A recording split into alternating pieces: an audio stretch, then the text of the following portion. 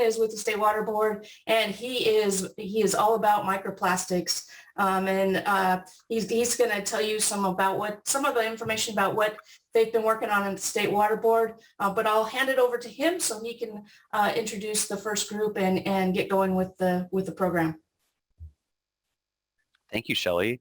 I'm so excited for this. I think this is going to be a really great opportunity for us to leverage each other's resources and work together in this new collaborative space around many shared interests and goals with microplastics. So we're going to kick it off with some management needs and goals presentations from different state agency or different agencies in general. And so our first speaker is Harry Allen.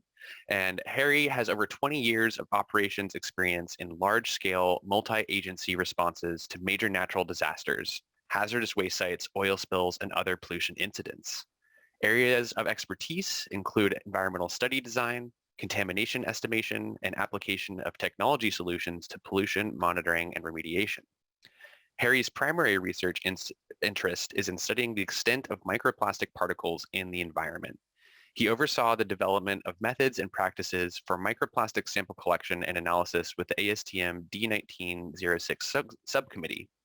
He designed and implemented several field studies collecting microplastic particles in marine and estuarine environments, including at Tern Island, within the Papahanaumokuakea Marine National Monument, and perhaps Harry can tell me how to pronounce that. Harry has a BS from Rutgers University and a MS in Environmental Management from the University of San Francisco, where he served as part-time faculty. And Harry also works for the US EPA Region 9. So with that, I would like to hand it over to Harry, and if you can share your slides, please. Thank you so much, Scott. I appreciate you sharing all that information. Sometimes the bios can seem long, but I think this is kind of relevant because how does an emergency response person become a microplastics aficionado? One of the answers is Anna Marie Cook, who came to my office years ago and said, this is a really urgent need. We need to be working on it. And so if you know her, this is an homage to her in part. But also, Superfund Emergency Response is a unique thing, I think, in the world, really. And we have offices all around the country. This is Region 9, so we cover California, Nevada, Arizona. We also cover Hawaii, Guam, American Samoa, Saipan, and some of the other trust territories. We work a lot with territorial governments, tribal governments, obviously the state of California quite a lot, with different departments, wildlife, as well as water board, as well as toxics, as well as radiological. And so we do these decision-based cleanup estimations. So we're on call. Anybody can call with any problem. And if the situation rises to it, we'll do an investigation. So those investigations are not unlike small research studies, but they're decision-based. So we're trying to see if we're above or below a threshold for taking action. And so in the microplastics realm, how many particles is too much? Just like the water board is wrestling with now. We use a simple rubric of, risk is exposure times toxicity. In Superfund, we tend to take the toxicity for granted, and we really emphasize estimating pollutants in the environment. So my whole world is really around field sampling and analyzing that information. So typically these are smaller studies, but every so often there's a need to look to other places to find the background or the baseline information. And I know all of you are wrestling with that. And as a result, as an emergency responder, I've come into contact with different programs, tribal programs sometimes, who do water monitoring, for example, territorial programs, certainly in Guam, for example, where they do regular monitoring for beaches. In oil spills, I've used the National Coastline Condition Assessment background data. In mine sites, we've used background surveys of what pollutant loads are in water. And so all of this is to say some of the context from EPA comes out of our Superfund investigation of this problem, and it spreads to programs like the Water Division's Total Maximum Daily Load program. And indeed, last summer, there was a effort to put Tern Island in the Papahanaumokuakea Marine National Monument on the TMDL list. as an impaired waterway. Now, funny enough, when that happened, Keith Kawaoka, who is a UCLA grad and the director of Hawaii's Department of Health, he was on National Public Radio saying, well, I hope EPA helps us because I have no idea how we're going to implement a microplastics TMDL for a remote island. Well, EPA Region 9 happened to already be studying the island for the purposes of cleanup of PCB waste, et cetera. And we were able to do some of this microplastic monitoring in part during that practice. And so to serve these clients, our TMDL users, our territorial governments, our tribal governments, interestingly, several California tribes have robust water quality monitoring programs. You may or may not be aware of that. But a lot of these people are doing practices and doing routine information collection. And what's a good way that we can tie that information to upstream management decisions?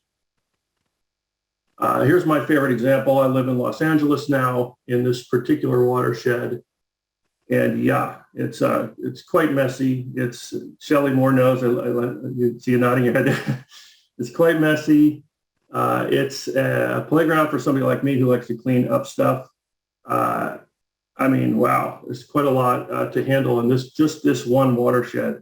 And I really appreciate some of the comments I've heard about watersheds. I see Diana and Scott there. And studying those watersheds is really what's important for understanding what to do about it. We can't make blanket decisions without really checking how those decisions and those things are performing, just like when we clean up mines to satisfy a TMDL for mercury or lead. So how are we going to do that? For me, interestingly, I did a parallel process to the trash monitoring playbook, not knowing about it. I made my own app. I drove all around LA taking pictures because I go all around LA for other reasons. And I have my own map. So I kind of put that side by side with the Southern California bite sampling locations. So just like this, how do you take those two disparate pieces of information and combine them?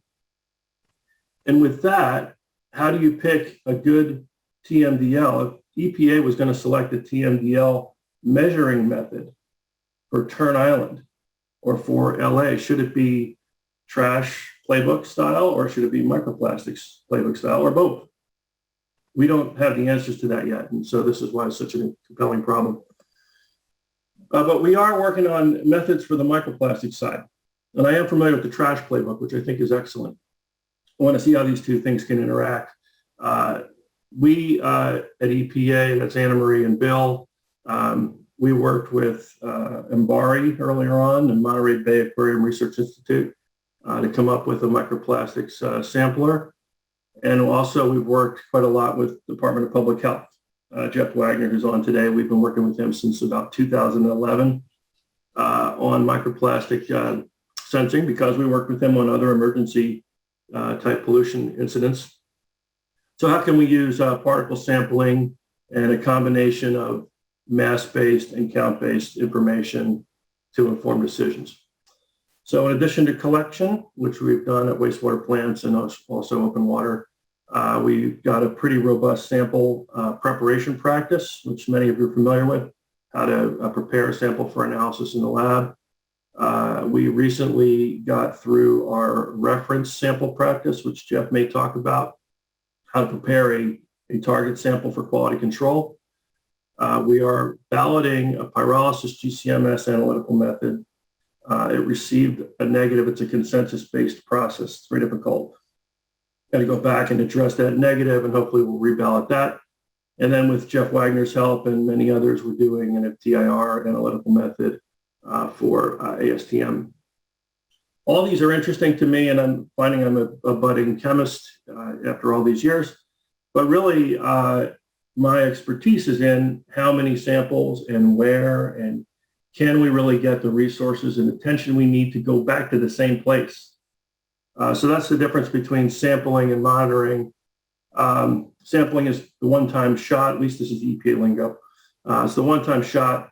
Monitoring is repeated sampling or repeated sensing, such as the Southern California Bite Study or the SFEI, regional monitoring program. These monitoring programs are really what's needed. And so when you're designing a study, there's different kinds of things you need to consider for those things, not just the analytical method, but importantly, the study goals. I listed a few here, which may be unfamiliar or maybe outside of the box. Some of those study goals, some of the interpretation of that information, and so on. And I'm really interested in using EPA's quality assurance program to drive decisions around this. So I'll conclude there just really quickly. EPA's quality assurance program's got a lot of this built in, and there's a lot of standardized analytical techniques, et cetera, to be used. And I hope to bring that to people's attention and make it more well known. Thank you. Thank you, Harry. I want to highlight, first off, two pieces of legislation that are mandating the State Water Board to take action on microplastics. The first is Senate Bill 1263, which requires the State Water Board to work with the Ocean Protection Council to initiate a statewide microplastic strategy by the end of this year. And by 2026, we're required to develop a risk assessment framework, get some standardized methods, establish baseline occurrence data in the environment, investigate sources and pathways into the marine environment, and go back to the legislature with recommendations for source reduction.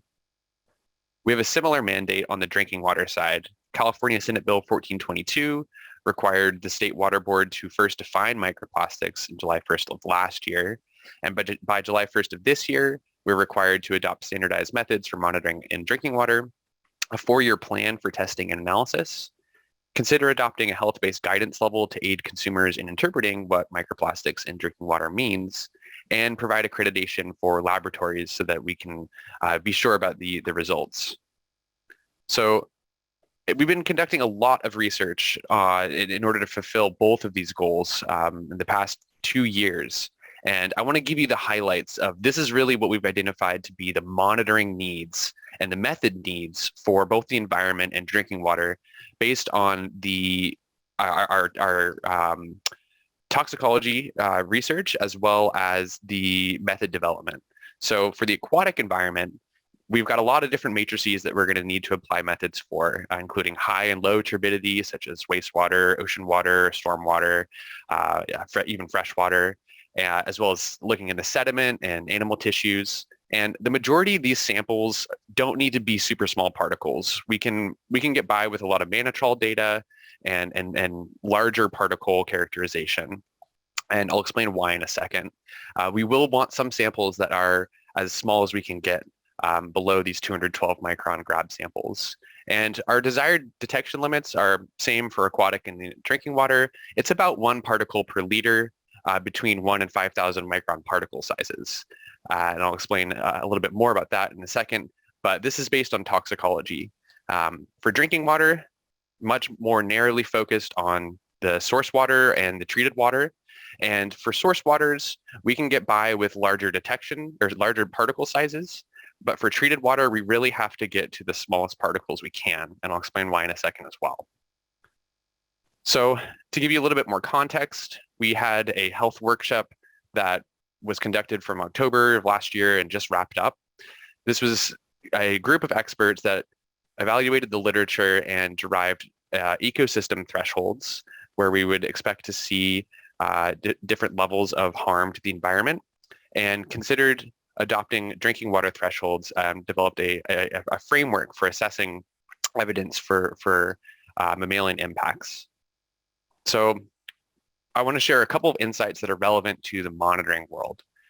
The first is that we identified that for ecotoxicology, the sizes that are being conducted, or sorry, the sizes of particles that researchers are doing laboratory experiments on are dramatically different than what they're actually monitoring in the environment. This is a significant mismatch, and we want to close this gap as much as we can, but there are a lot of analytical limitations, feasibility limitations that stand in the way. So as much as we'd like to get down into the very, very small particle sizes, it's quite challenging. However, if we know the particle distribution in the environment, it may not matter. If you have for example, a well-characterized distribution of particles by size in the marine environment shown here, and you take a grab sample 20 to 212 microns, then you can reliably extrapolate the number of particles that you would see if you had sampled within the entire size band that you're looking for. The particle size distributions are known to be compartment specific. These depend on the different parameters in the compartment. So for instance, the exponent for the distribution is different from biota and surface water, and you can break it up by marine and freshwater. And the data that I'm showing you here is based on some sites in the Netherlands. And this type of analysis has not been done in California yet. So we really want to apply these sophisticated methods that can get high resolution particle data down to a very small size, around 1 micron or so, for some samples in the marine and freshwater environments, so we can make these reliable extrapolations. For drinking water, it's a little bit different because we have treatment. So we can do these extrapolations for source waters that are untreated, but when you have treated water, you're removing most of the particles that are above 20 microns in size. So we really need methods that can get reliable detection for those very small particles if we're to look in treated water.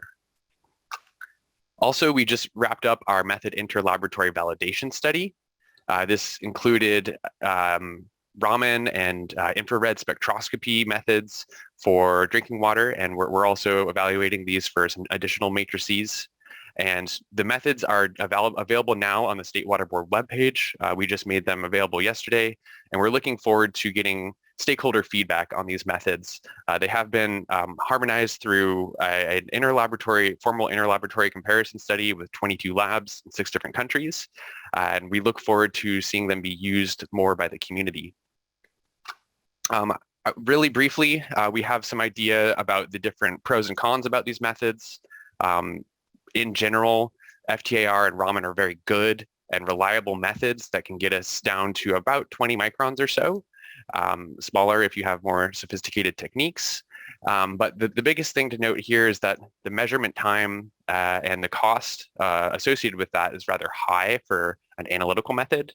So we need to improve this and find shortcut methods. And you'll be hearing from Terry Slifko later about more details on that. So really briefly, in terms of what the State Water Board is doing on the drinking water side, we are required to adopt a 4-year plan for sampling and monitoring by the end of this year. And for what we're thinking right now is that this will be an iterative approach, where the first phase, we're just focused on characterizing the sources. And in an additional phase, we'll really narrow in on where we believe to be some problems could be occurring. In terms of where we find particles in the source water, we might want to do some monitoring in the treated water. After that 4-year monitoring, we will go back to our typical monitoring, how we monitor typical emerging contaminants. So there's 3 main goals that we have. One is further validating the Raman and infrared methods and making sure that the community can properly implement these methods. We need to get methods with lower size limits of detection that can be rapid and automated. We also need some cheap and rapid surrogate methods. And again, you'll hear from Terry Slifko about that. So with that, I am going to hand it back over to our next speaker. And I believe I'm introducing them. So we've got Rebecca Fitzgerald up next, who manages the Surface Water Standards and Assessment section in the State Water Board's Division of Water Quality. She has been with the water boards for 22 years, mostly at the North Coast Regional Water Quality Control Board, with the last 4 years in her current role at the State Water Board. She manages statewide water quality with control projects, the assessment of data for listing water bodies as impaired, and the TMDL program. She graduated from Sonoma State University with a bachelor's in environmental studies, and you'll be able to find her this weekend in Yosemite Valley if you need to follow up on a conversation. And I'm looking forward to it too. Thanks, Scott. Thanks, everybody. Wish I could be looking at you all in a real room and not just myself and my notes on a screen. Hopefully, eventually, one of these days, we'll get there. I will start by just saying that I'm new to the world of microplastics and very much still on a learning curve, and very much appreciate all the work and the science and the research that has already gone into this pollutant and this issue. I was asked to touch a little bit on management needs and monitoring goals, and there are three that I thought I would touch on today, and I will recognize that I am blending monitoring needs with scientific research needs, and then I'll get into some thoughts about where we may go as far as policy options as well. So first, I would say a need that we have is scientific research to help illuminate the best microplastic metric or parameter with consideration for environmental exposure pathways. What is that size? What is the best parameter when we talk about microplastics that we can use when we start looking about what we're going to do about it? And then following that, data linking that microplastic level with impacts to the beneficial uses of water. I'm seeing more and more come through now as examples about how many particles per volume cause chronic effects, how many particles cause acute effects, and on different types of uses from aquatic life to human uses. Certainly recognize that microplastics are a diverse class of contaminants, and that there are different exposure pathways and different risks. And so having more information about those pathways and risks, I think is a need that we still have. Second, I would say we need to continue to define the sampling and analysis methods so that the data that we are using are of high quality. And Scott, you just touched on some of that. I would say third, we also need data that characterize conditions in California waters.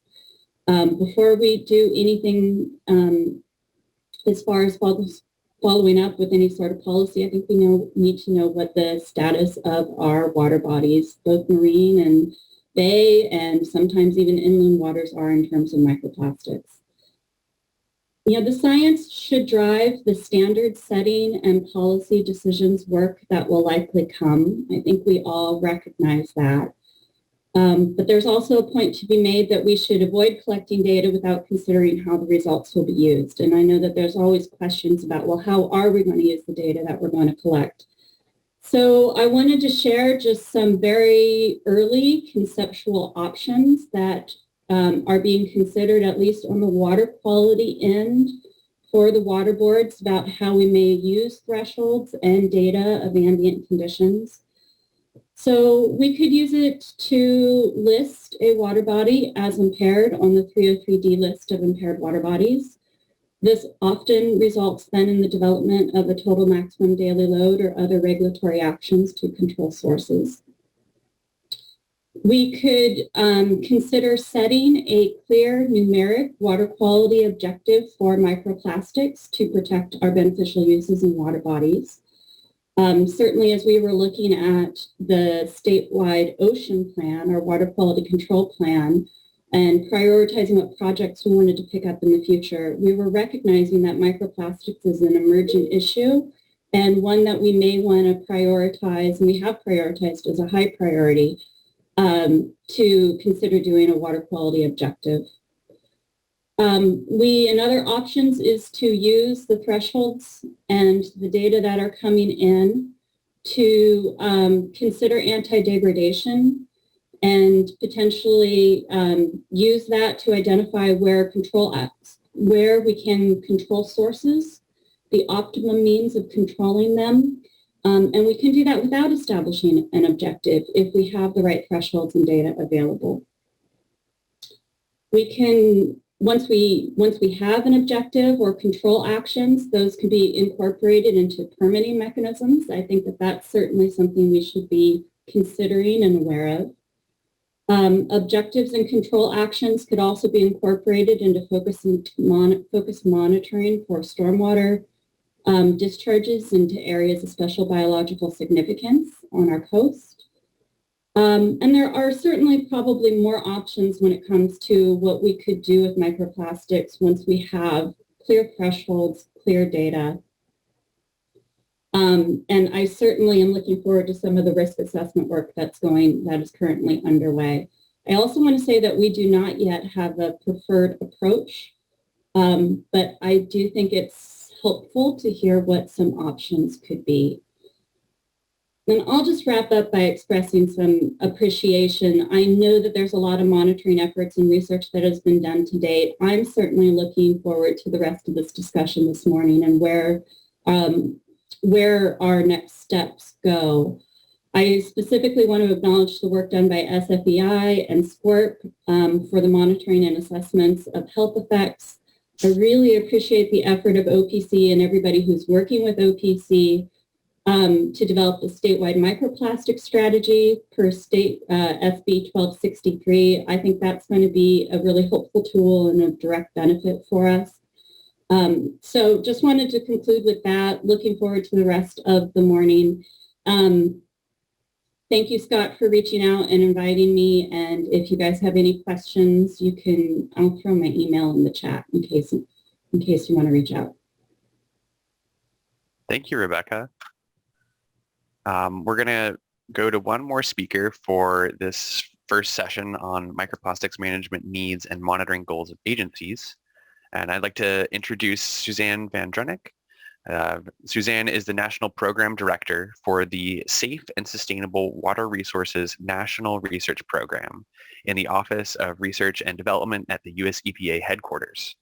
The comprehensive water research program includes science and technology research on watersheds, economic benefits of water quality, nutrients, and harmful algal blooms, and water infrastructure and reuse. Suzanne's background is in aquatic toxicology and pathology.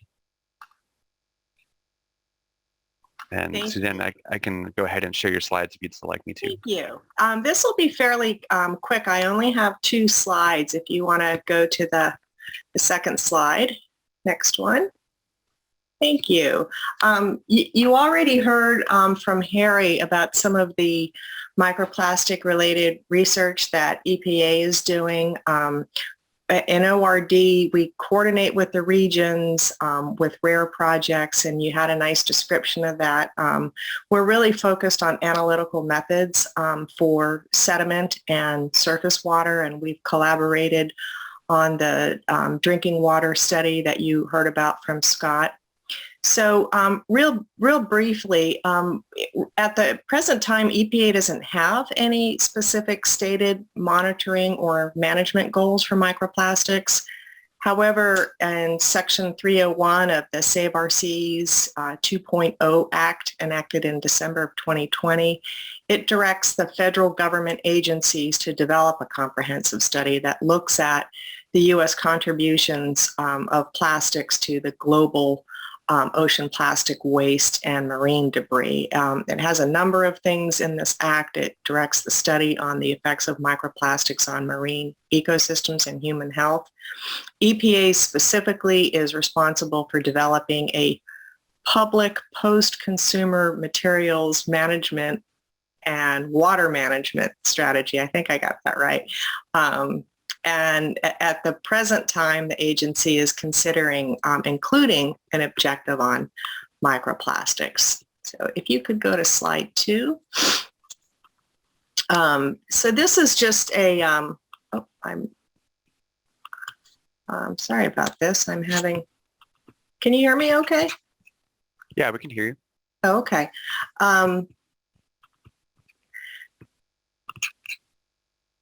So this is just a quick overview. Right now, ORD is developing its next 4-year research plans. It goes from fiscal years 23 to 26. And in the process of doing that, we have a list of priorities from internally, the program offices, and also the regions.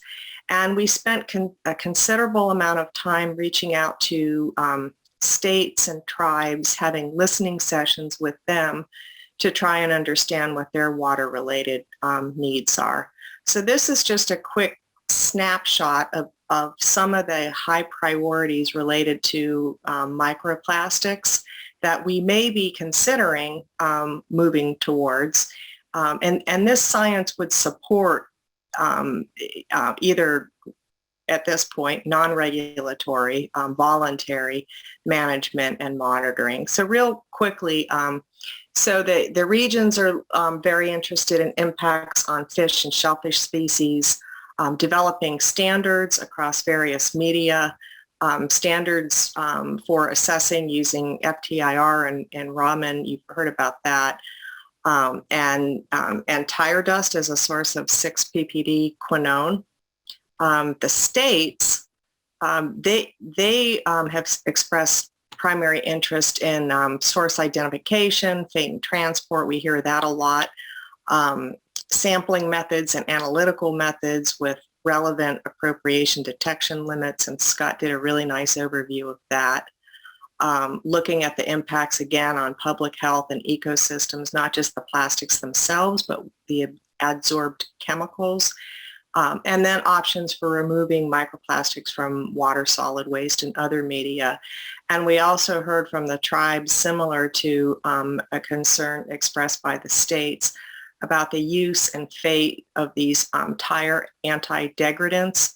One of the most common chemicals is the 6-ppd, but the concern is the quinone metabolite, the byproduct, which is believed to be very toxic to aquatic organisms. So this is kind of a snapshot of the research that we're thinking about, thinking about what we might possibly be able to support in this next 4-year research plan. And that research plan will be final in September of next year. And that's all. If you want to reach me, it's real easy, VanDrunick.Suzanne@epa.gov. We have a question that came in through the Q&A. Curious about Suzanne stating EPA's work on FTIR, infrared, and Raman. What about PYGCMS, as Harry Allen mentioned? They are also doing that work. I think that might be in the Cincinnati lab. So I can follow up and give you a summary of the different approaches that we're using and the different capabilities we have. So there's a number of analytical methods and instrumentation spread across EPA's labs. We have 10 different facilities, but primarily the work is being done in Narragansett and Cincinnati, and it does include those techniques. Yeah, that's right. The Narragansett lab, I believe, is trying to get an instrument, and the Cincinnati lab is working with us. So they're sharing samples that they collect with us locally in California to do analysis. Thank you, Harry. I got a quick comment. So Suzanne mentioned the RARE program, which I think it changed its name to ROAR, I heard. But that's a really interesting program. So basically, EPA in the regions, we partner with, like I said, states, tribes, and territories to do specialty research projects. And so if a partner comes to us wanting to do a project, we find a partner from Suzanne's program, and we make a pitch for a small amount of money. It's usually about $50,000. These projects have been very successful in the microplastic world. So we've done quite a few of them, and all of our ASTM work on the outside has been accomplished through that process. So there's those and other EPA grants, including SBIR and others, Small Business Innovation Research, that are available. And by the way, all of them require quality assurance statements in compliance with the EPA's quality programs, and that's why I'm pitching that.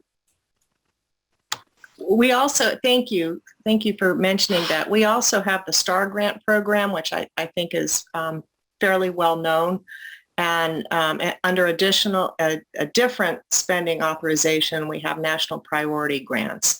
And those are very large amounts of money. They range from $4 to $6 million. And probably the average award is roughly about $1 million.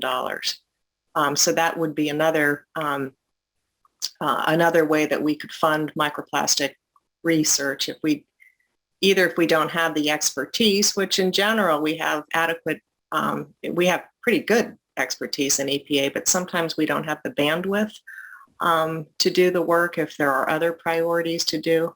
So that would be another place to look for when the grants are posted. Thank you. We have one last question. This is for you, Scott. To what extent do you also look to data analysis methods when developing methods for drinking water monitoring? So there's a couple different components of the data analysis that are very specific for microplastics analysis, and you could sort of split it into two categories, where one is what the laboratories are doing in-house, and that is some of that is captured in the standard methods that we just reported or that we just released, but some of that is also specific to the instrumentation and data management within the laboratory. And the other component is what we do with the data once we receive it. And the modeling that I showed you using the different probability distributions is just one of the ways that we process that data and compare it in order to make inferences. And so there's quite a few issues going on or there's quite a few things to consider with data analysis, as you can see. Be happy to talk about this more with you at either offline, or perhaps this could be a breakout group within our monitoring work group. Thank you, Scott.